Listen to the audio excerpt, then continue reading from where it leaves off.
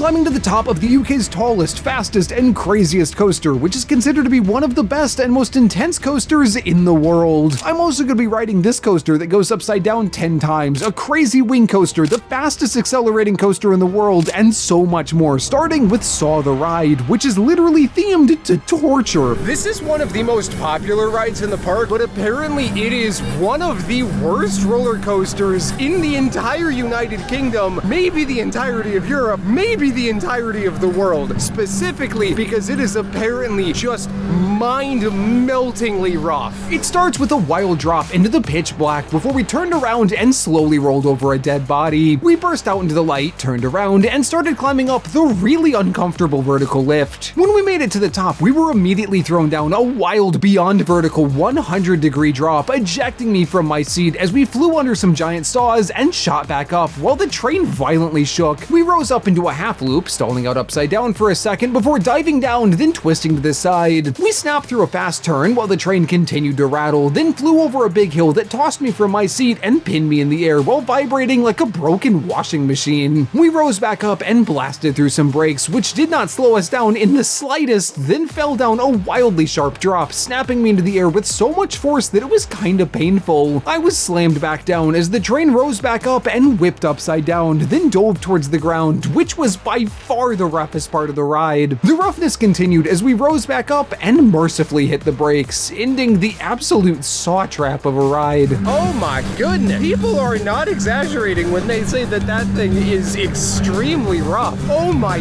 god, I need to see if this place sells some sort of headache medicine. Good lord. After that, I went over to the coaster that was right next to Saw, Colossus, which goes upside down 10 different times. But unfortunately, this is when the day took a turn for the worst. About halfway through the line, it started pouring and the coaster got stuck on the lift. I decided to wait it out though, and the coaster started testing again, but unfortunately they couldn't get it back up, so they kicked all of us out of line and gave us a one-time skip the line pass. I wasn't that upset about it though, because right next to Colossus is Hyperia, which looks like it might have potential to be the single greatest roller coaster I have ever ridden. But unfortunately, it was also down. It actually hadn't opened all day, which made me kinda worried. There was nothing I could do though, so I continued making my way through the park until I came across a coaster that was running, Nemesis Inferno. Unfortunately, because it was one of only like 2 open coasters in the entire park, the line was extremely long, with the sign saying 85 minutes when I got in line, though that was a huge underestimation. On the bright side though, the line took so long that when I made it to the ride, after nearly 2 hours, the sun was back out. Also, the coaster itself didn't make me wait as we dove out of the station and into a foggy volcano, twisting around in the fog, then emerging out into the daylight and turning around onto the lift. At the top, we immediately dropped down a tiny drop, then got whipped to the side and down an aggressive curving drop, immediately rising up and through a forceful loop, pulling all the blood to my legs as we fell back towards the ground, rising up and over some water and into a super whippy roll. We snapped out of the roll and hugged the ground as we turned around, then out of nowhere, I got thrown to the side and into my seat at the same time as we spun through a corkscrew. We rose up, turned around, and whipped through another one, smoothly turning into a forceful helix over the line. We dropped down over a bit of water and entered into another forceful turn, which rose up and took us to the brakes, ending the fairly short coaster. So I'm gonna preface what I'm about to say by making a note that I waited nearly 2 hours for that coaster. Now there are some coasters out there that I feel like are worth a 2-hour wait. That is not one of them. It was a good ride. I would even go far enough to say it was a very good ride, but I just can't look past how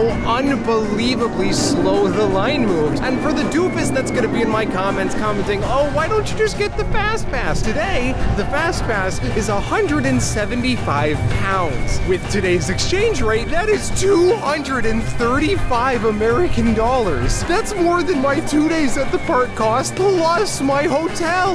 What? After that, I went over to Stealth, which is the world's fastest accelerating coaster, going from 0 to 80 miles an hour or 128 kilometers per hour in just 1.8 seconds. There has been some debate as to whether this is technically the world's fastest accelerating coaster. People have looked at like frames of videos, G-force curves, all types of stuff that I am not even close to smart enough to understand, but it all pretty much boils down to people saying, yeah, this one's probably the fastest. So I'm gonna take that at its word, and I'm gonna say this is the world's fastest accelerating coaster, or it would be if it was accelerating right now, because just like seemingly seemingly everything in this park today, it is broken down. But while I was in line for Nemesis, I'd seen stealth testing, so I decided I would join this giant mob of people and wait for it to open up. And fortunately, nearly immediately after I recorded that, they opened the floodgates, and people started literally running to the station. I only had to wait about 5 minutes before I was climbing into the train and about to launch. Now, this coaster is meant to have a countdown to the launch, but it's kinda broken. 3, 2, 1, go!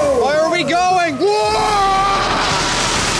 The launch felt like we got shot out of a cannon or like we got hit by a truck, and genuinely happened faster than my mind could process. By the time I'd fully experienced the launch, we were flying up the massive 205-foot top hat, snapping to the side and then getting pinned in the air as we started plummeting to the ground. I was snapped to the side, then shoved back into my seat as we rose back up and shot over what looked to be a wild hill, getting thrown out of my seat as we entered into one of the craziest moments. Oh, that's the end of the ride. Oh my God, that was insane, dude. I think I've said it before when talking about launches, but it feels like we just sank and teleported. Like 1 second we were in the station, the next second we were going up that big old stanker behind me. That was unbelievable. That said, I don't think that's my favorite launch I've ever ridden. Sure, it's like technically the fastest, but it doesn't feel the fastest, if that makes any sense. I think I prefer Accelerator and Knott's Berry Farm over this because somehow that one feels like it has way more kick to it, more yoink to it, more force to it, even though this quite literally has more of all of those to it. That was a really good launch coaster, but in my next video, I'm gonna be riding a launch coaster that has the potential to be one of the best coasters in the entire world, plus a ton of other awesome coasters at Park Asterix. So subscribe if you wanna see that, cause it's pretty awesome. By the way, that video is the first video I've ever worked directly with a park on. They upgraded my Fast Pass and gave me on-ride filming permission, so it would really mean a lot if you guys were to watch that video to show them that it was worth their time. Anyways, from there, Hyperia still hadn't opened up, so I went back to the front of the park and over to what is hands down the most themed coaster in the park, the Swarm. They have a whole area here completely dedicated to this ride. I really love the way that the coaster just interacts with the surrounding too. Like it goes through a billboard behind me. It twists around a fire truck behind me. Like this is stinking sick. I'm so excited to give it a try. It starts in a super unique way. At the top of the lift, instead of going down a traditional drop, we quickly flattened out, then slowly rolled to the side. On a normal coaster, this would be a fun moment, but this is a wing coaster, so we were riding on the sides of the train, which made this so much cooler. The right side got slowly flipped and held upside down, while us on the left got whipped to the side, making it feel like the floor fell out from under us. We plummeted to the ground and shot under an airplane wing so close it felt like we were gonna collide into it, then shot up and flew through a wild roll, throwing us to the side while taking the floor out from those on the right. We smashed through a billboard, then rose up and twisted through a really tall and fairly boring turn above the path, eventually diving down and twisting right up next to the water before soaring up and flipping through another roll. We had another close call with the billboard, then twisted up above the path in a turn that out of nowhere turned into a crazy roll above the station. The right side got shoved down head first, while the left side got thrown into the restraints while upside down, all the while getting scarily close to the station. Then we hit some brakes, which slowed us down to nearly a full stop, and crawled into a turn that was banked like we were going to be hitting it at full speed before eventually hitting the brakes, ending the ride. Yeah, that was pretty awesome. I love how they themed the area. It's so cool how it interacts with all this stuff, and I wish they would do this in other places in the park, because don't get me wrong, I'm not upset when a coaster doesn't have theming. I come from the US. Theming like this is unheard of outside of Disney and Universal, but when a park can show that they can do something this good, it makes me go like, man, I wish they could do it like this in other places. But nonetheless, I'm incredibly happy they have it here in the first place. After that, it was finally time to ride the craziest, tallest, fastest, and potentially best ride in the entire country, if not all of Europe. Flying Fish. We rocketed forwards and rose up a wild ramp that was banked to the side, slamming me into one of the craziest turns I've ever experienced and pinning me to the side of the train with so much force I was worried I'd break my hip. Then, just when I thought it couldn't get any crazier, we rose up and entered into an even more intense turn, causing me to nearly black out as we twisted around above a huge lake. We whipped out of the turn, and the coaster finally gave me a second to catch my breath.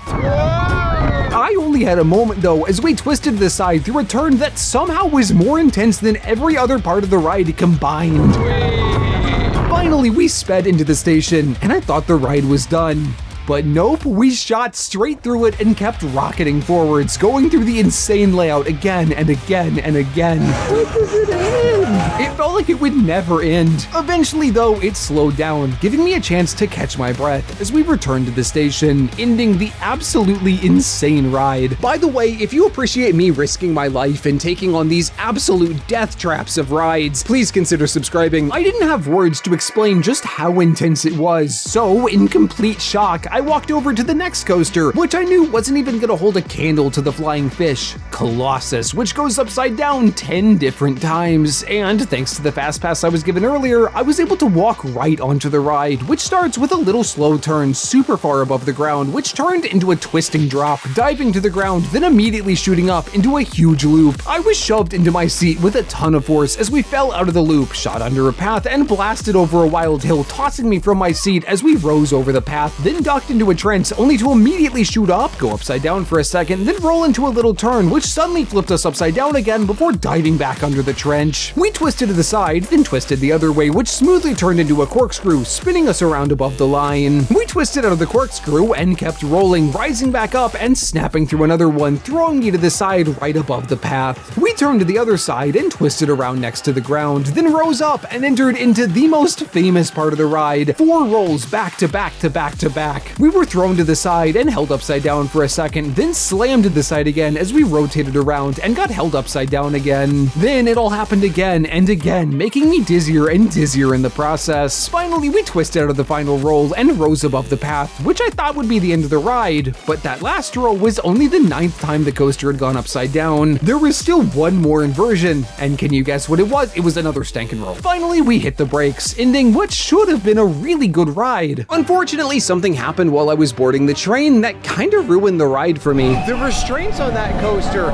they were huge over-the-shoulder restraints, and they only came to around right here on me. So I had to duck all the way down to get on the train. I barely fit. And the employees, they started pushing the restraint down before I was in the seat. So I was kind of like leaning down like this. They pushed it down and it just punched me in the ribs. It hurts to stand, it hurts to talk, it hurts to breathe. It messed me up. And I can't think about the ride. Like, I mean, it was okay, I think, if I wasn't just in a bunch of pain the whole time. But I was able to look past the pain because it was finally time to ride Hyperia, the tallest and fastest coaster in the entire country, and one of the highest rated roller coasters in the world. I have been excited for this coaster all day. It towers over everything else in the park. I can even see it from my hotel room. I mean, just look at the way it stands over Saw. That's 100 feet tall, and it's not even as big as like the 5th element of Hyperia. This thing looks insane. This is one of those coasters that I saw when it opened. I watched the development, but I never paid too much attention to it because I always wrote it off as one of those coasters that people are gonna hype up for a long time, but I will never get to ride. And so to be here and see it, it's kind of surreal. I'm so unbelievably excited to give it a try. It starts with a weird turn, banking to the side and leaning me out of my seat as we went past the line, then started to climb up the lift, which was really fast. Before I knew it, we were at the top and falling down the greatest drop I have ever experienced. I was thrown out of my seat with an absurd amount of force as we started dropping straight down, and then out of nowhere, the track whipped to the side and completely turned around, throwing me sideways while I was still being pulled up into the lap bar. We immediately shot back up, crushing me down into the seat as we rose up into what felt like a full loop, but at the top, it suddenly untwisted again, launching me out of the seat and holding me there for 4 straight seconds as we dropped down the huge second drop. We rocketed back up and into what I honestly think is the single best moment on any coaster I have ever ridden. I was ejected skywards as the track banked to the side. Then we started to turn, but because the track was banked the wrong way, I was held out of my seat and pinned there for so long and with so much force I could feel the boogers getting sucked back up into my sinuses. Sorry if that's a gross explanation for what it is, but that is honest to God what was happening, and the only way I can put into words the absolute insanity that was this moment. But then, as if that wasn't crazy enough, we started dropping back down, and while I was still floating in midair, rolled through an insane roll, somehow throwing me out of the seat even harder while simultaneously pinning me to the side of the seat. Of course, I had no time to even begin to process what was happening as we ripped back up and flipped upside down super far above the ground. Then we just stayed there, holding me upside down for longer than I think any other coaster I've ever been on. Eventually we dove down, and unfortunately this time time, I did have time to process what was happening as we shot across some brakes, which really slowed us down. There's supposed to be some kind of water effect here, but I never saw it working. Instead, it just looks really ugly and kills the ride speed. It wasn't the end of the ride though, as we rose up into a hill, launching me airborne, then snapping me back down into a twist that rose up and popped over another hill again, tossing me into the air and unfortunately taking us into the final brakes. What just happened, dude? Oh my god, that is one of the most out of control and just non-stop coasters I've ever ridden. Like, it was insane. It would pull out one of the craziest moments I've ever experienced on a coaster and would follow it up with something even crazier, and then would follow that up with something even crazier. I was out of my seat. I would say like 75% of that ride. By the way, this is video 2 of an 11 park long European theme park series, and across every park we visit, I'm putting together an overall top 5, so by the end we'll know what the best rides in Europe are. After my last video from Alton Towers, the list looked like this, but Thorpe Park really changed stuff up, with Stealth taking the number 4 spot and Hyperia comfortably sliding into the number 1 spot. Though it may not be there for long, because some of the rides I'm going to be riding in Park Asterix, which is where my next video is going to be, look sick. So subscribe to see that when it comes out, and if you enjoyed this video, then you should check out this one from Alton Towers.